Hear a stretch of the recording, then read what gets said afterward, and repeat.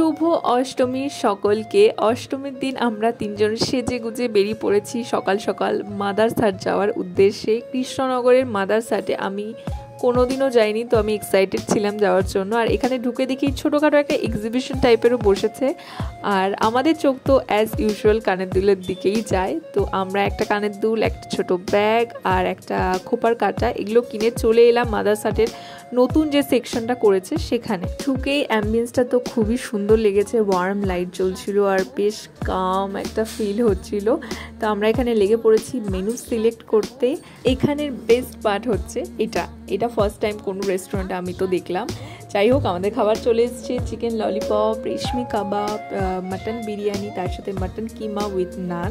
তো আমরা জমিয়ে খাওয়া দাওয়া করে, বাইরেটা এত সুন্দর অ্যাম্বিয়েন্স ছিল, আমরা সুন্দর করে ফটোশ্যুট ভিডিও শ্যুট মন ভরে করেছি। এরপর আমরা আমাদের বাড়ির দিকে চলে আসি এবং পাড়ার ঠাকুর দেখবো না এটা কি করে হয়, তো আমরা একদমই আমাদের বাড়ির কাছের এই প্রতিমা দর্শন করি। আর এখানে ঢাকের সাথে প্রতিমা করে, এইভাবেই আমাদের অষ্টমী সকালটা কাটলো।